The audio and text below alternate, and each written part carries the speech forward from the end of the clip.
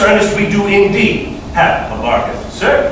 Ladies and gentlemen, on behalf of the New York Times and its many readers, I wish to hereby retract the premature notice of Sir Ernest's demise, and to state for the record that there is no one in this room, in this state, or in this country who is more alive today than Sir Ernest. Only in this country! Only in this country, Mr. Peabody. Is that what you said? The time stands corrected once again, ladies and gentlemen. What we meant to say was that there is no one in this world who is more alive than Sir Ernest. Mr. Peabody, Mr. Peabody, whatever am I going to do with you? Do you mean to tell me that you limit yourself and your readers that way on a daily basis?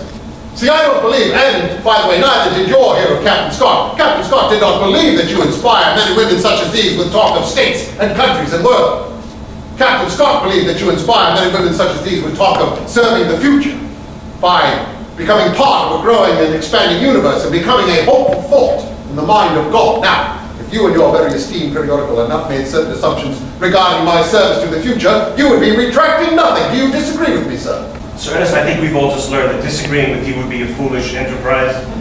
My wife would disagree, Mr. Peabody. What is your question? Sir Ernest, the people of the United States wish to know... Only the people of the United States, Mr. Peabody.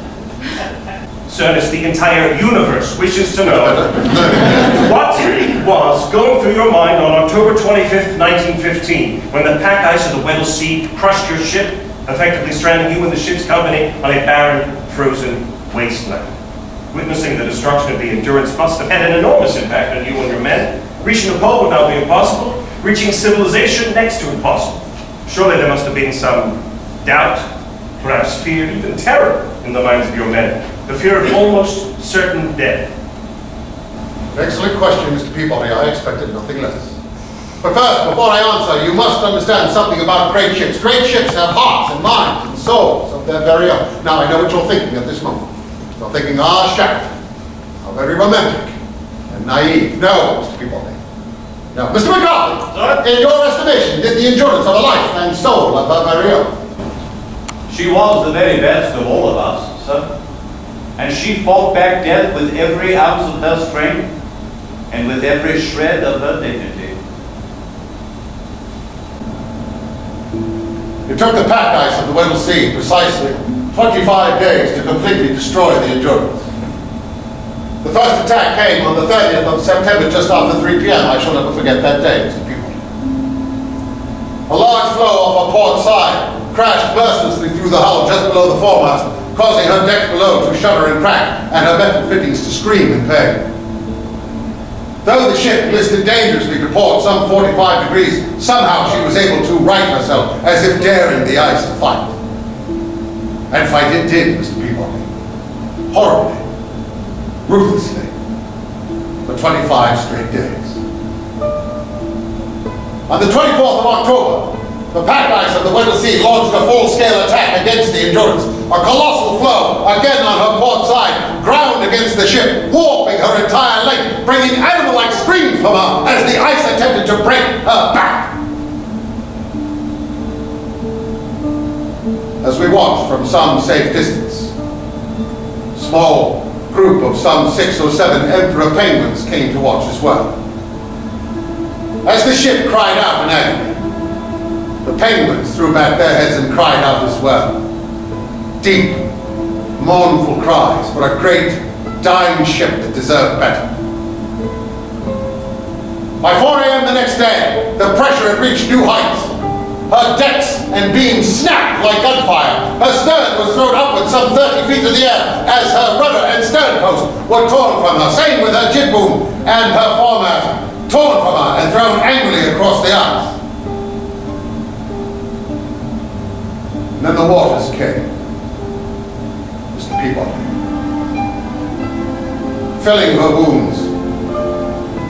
First the stern, then the bow. And the ice, Mr. Peabody, the ice, crawling slowly up her sides, over her top deck, up her masts, over her sails and rigging, silencing her, and in effect, smothering her. Was it that point that the penguin simply turned and walked away. All was quiet after that, Mr. Peabody, save for the rhythmic sound of the chain from her martingale boom being dragged back and forth across the ice as the wreckage of the ship rocked back and forth in depth. Some time later, no one knows precisely when, Mr. McCarthy here produced his precious Tennyson and read her brief eulogy. Did you bring your Lord Alfred with you today, McCarthy? How silly. Of course, if you don't mind. For anger most it seemed, while now her breast, beaten with some great passion at her heart, palpitated. Her hand shook, and in that dead hush, all heard the prayer that she held golden. May you see the works of the Lord, and all his wonders in the deep.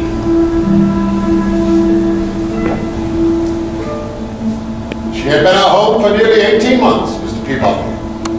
9 of those she spent hopelessly trapped in the icy prison of the Weddell Sea.